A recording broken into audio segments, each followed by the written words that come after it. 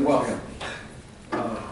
Thank you, Chairman Weller and Chairman Austin, and other members of the board. I came here to talk in support of 5096, but I have to, if you'll indulge me, I'd like to make some comments about Bill 5085.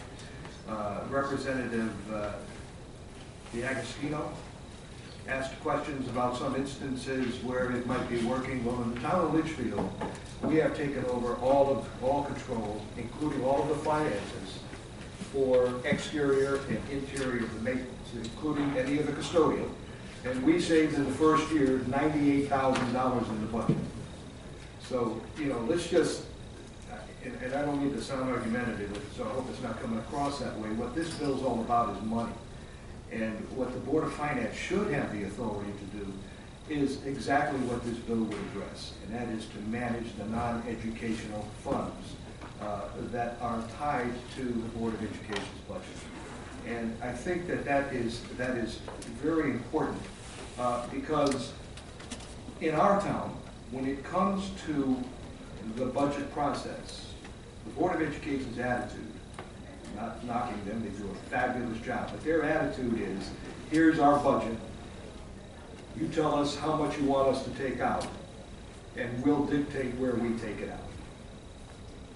And that's all their attitude is toward our Board of Finance is, all your job is tell us what our bottom line is. You don't have anything to say about where we spend our money, how we spend our money, and in what areas we do any cutting.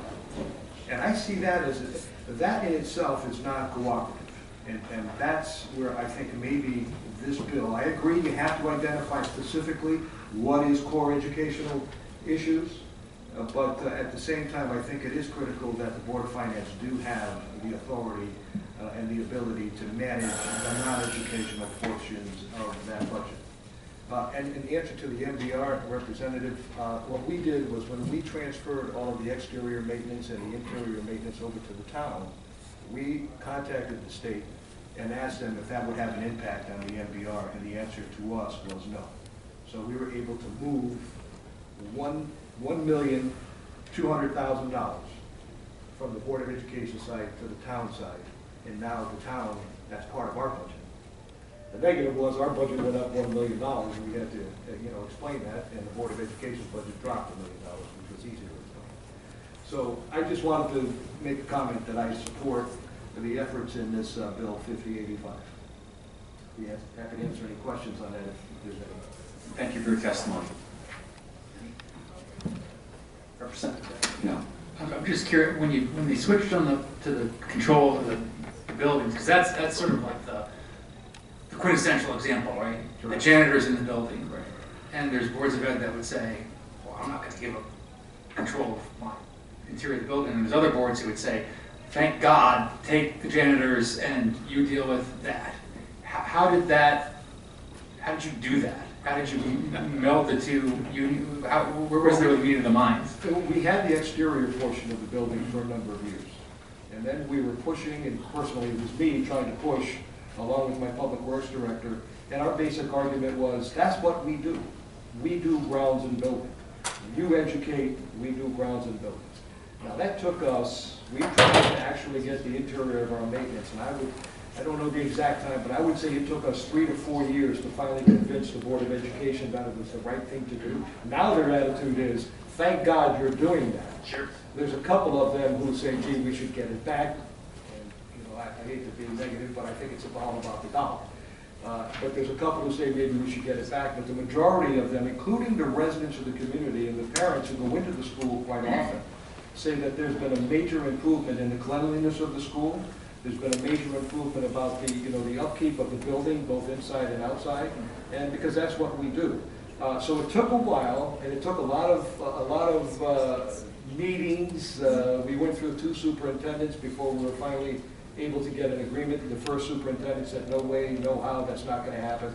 The second superintendent was, no way, no how, that's not going to happen. But after a number of years, I was finally able to get the chairman of the Board of Education to sit down and have some real meetings with us, and we had an MOU that explained what our responsibilities were.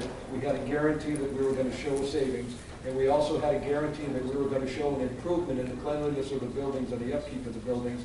And then beyond that, we also agree that I have my buildings and ground guy attend one of their facilities meetings at least once a quarter. And then they have discussions about any issues that they might have with the building. So that is what we offer from the town side, and it's working out very well. Did that answer your question? Yeah, no, that's really interesting, and I guess I would wonder if there's anything in that process that we could do on the state side to help incentivize that, or would have helped move that forward. You know, things that now maybe think about it and let us know, because it's the kind of thing I think they would be interested in. Well, I think one of the hesitations is that they are very concerned, our Board of Education anyway, and I would suspect many others, they're very concerned about the NBR. And the first resistance that we had was, oh no, that'll impact our NBR, we're not going to do it. That's $1 million off of our NBR, that's going to be a problem. And so we had to overcome that objection. We were able to overcome that objection, and then once that happened, we got the nod from the state that said, yeah, that's not going to have an impact on your NBR. And then we were able to at least get some conversations going. That's helpful. Thank you. Well, thank you. I want to commend you for this, your long-term cultivation efforts that have apparently resulted in good quality education with some savings. Well, thank you, but the one thing that it's not doing is I'm trying to get a combined ledger, and we're in a situation where we have my finance director just left yesterday. The Board of Education has a new business manager, a temporary business manager, that they're trying to hire right now.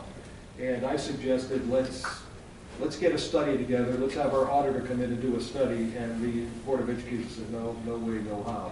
But I did convince the chairman that it's either tonight or next Wednesday they're going to have that conversation again. So hopefully we'll be able to at least have a discussion and get a study done to see if it adds value. If it doesn't add value, then it's not worth doing. But thank you, Mr. Chairman. Thank you for your testimony. Okay, next up is Betsy What Garrett. came for us? Go ahead. Okay, I'm here to support House Bill 5096, which requires 2/3 vote of both chambers for the implementation of any unfunded mandates. As others have testified, there are over 1,200 state mandates imposed on hometown Connecticut and their residential and business property taxpayers. Relief from these mandates is important to the recovery of municipalities during the biggest fiscal crisis in recent history. Connecticut towns and cities empathize with the state's fiscal problems.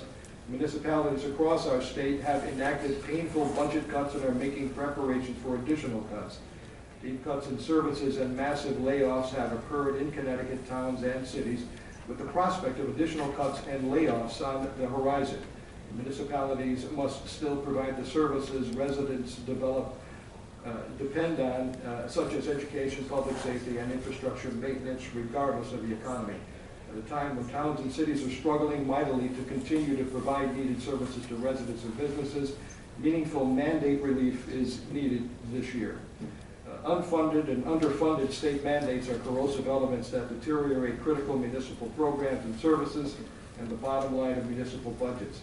They're burdensome and requirements and standards imposed by the state on towns and cities that affect residential and business property taxpayers by imposing significant costs. Make no mistake, local officials do not question the merit of many state mandates, such as special education, public health, recycling of reusable wastes, and clean water requirements. However, local officials object when the state does not provide commensurate funding to implement and deliver what these mandates require, and 2, adjust certain erroneous state mandates to conform with the current economic climate. Too often, municipalities in Connecticut are forced to carry out state policies with little or no state funding.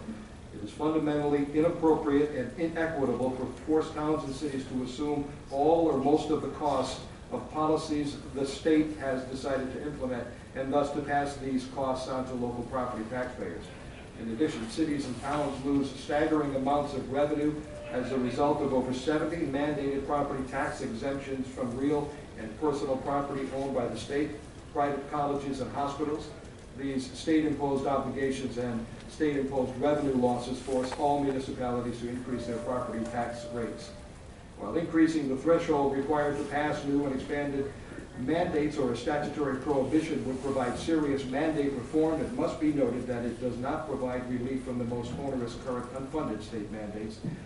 Comprehensive mandates reform cannot occur without significant change in these very costly mandates. And in my testimony, I have a list of some of the mandates that are in place now that I think should be amended if we could. And there's a couple of them that I personally have issues with. And, it's legal notices in the newspapers and prevailing wage. And then my final thing is I know that on January 14th at the COSS Town Meeting Council, Senate President Looney and Speaker Sharkey were asked about passing legislation, unfunded mandate legislation by 2/3 vote and whether they would support it. And both of them made a comment that was basically, I'm not going to quote them per se, but basically said, gee, when we have unfunded mandates, we really review them very seriously. And I would say to you that most, if not all, of the unfunded mandates that are passed at the legislature are done by 2/3 vote. Somebody made a comment, then maybe why not pass it? So that's the way I'm going to end, to say, why not pass Bill 5096 and force the legislature to have 2/3 vote in both houses. Thank you. Any questions? So generally speaking, you and I are on the same page in regards to some things, but I think that sometimes people think they're going to save money on what is called an unfunded mandate. And having worked on legal notices for the last 3 years, it's, you know, I'd like to see us save some money on minimizing some legal notices. I do think that you have to have some, I do believe, however, that legal notices should be in newspapers in an abbreviated form other than what they are, because there are people that only read through the newspapers. And I've fought for this with that modification for a number of years now. On prevailing wage, I philosophically disagree that there would be a savings to the town. I think that the only savings that, the only place that savings would go would be into the profit of a contractor to the decrease of the wages of the workers that would work in that environment. That's truly my belief on that. I've had people tell me that some of the unfunded mandates that we have passed have been such as the registration of sex offenders.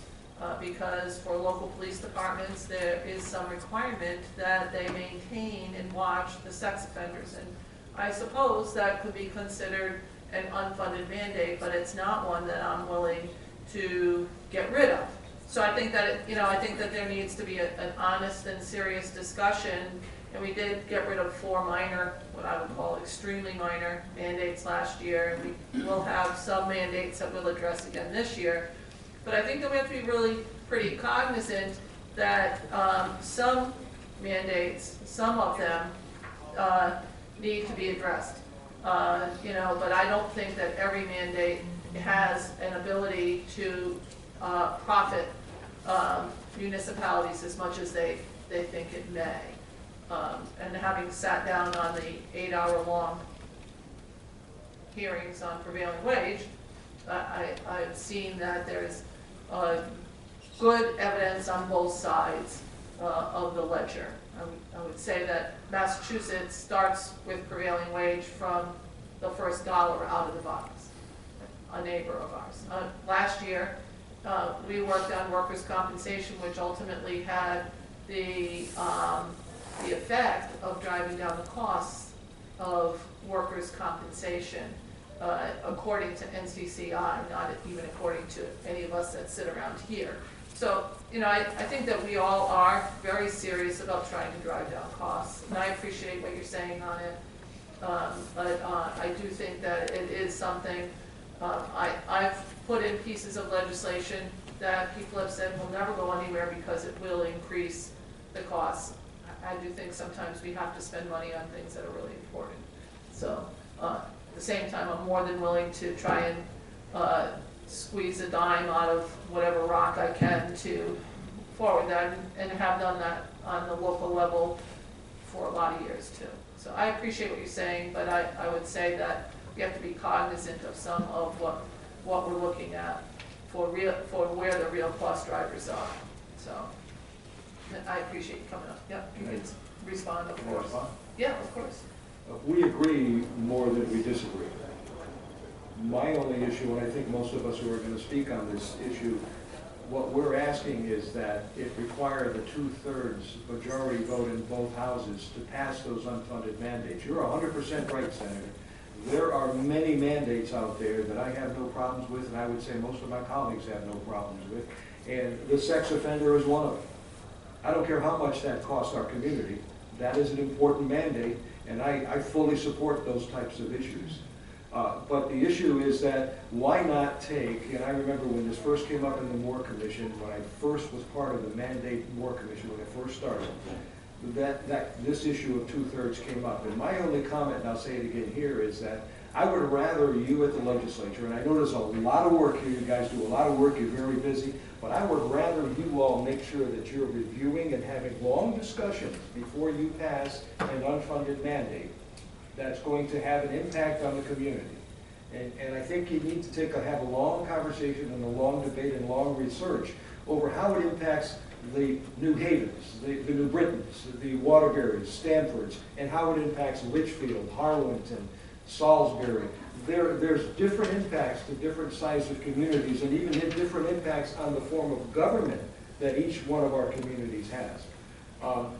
So that's my only issue on the bill I'm here talking about. As to prevailing wage, I understand what you're saying, but my view is this. I had, and I apologize, I don't have it with me, I tried to get it and I couldn't find it, but I asked CCM to do some research for me, and I asked them, not last year, but the year before, I believe, when we had I think there was a hearing, and I think you were part of the discussions we had, Senator, and I asked them to put together a 2-year listing of all of the contracts that the state has, and the state, small and filling potholes or repairing and building new bridges, whatever it had, and there were 2 years of research that I had in front of me. Out of those 2 years of contracts that the state had over those previous 2 years, I don't remember the numbers. This is why I'm hesitant to say it.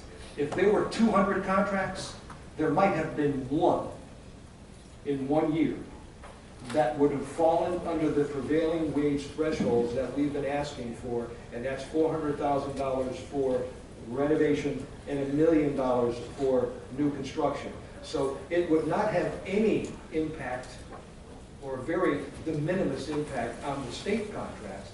We're talking about a small community like Litchfield, whose projects, will sometimes range anywhere from $150,000. It's a rare occasion that we have projects that are over $1 million. It's very rare. So where now it has a major impact on us, if we have a $500,000 or a $600,000 or $700,000 project, we would not have that 15, 20, 30% increase in the cost for completing that project. So I hear what you're saying. We're just going to agree to disagree on that entirely, because I understand what you're talking about with the workers, and I don't want the workers hurt either. But at the same time, I'd like my taxpayers to have some relief in paying more than what is necessary for a small project. So thank you very much. I'll be happy to answer any other questions. Kelly?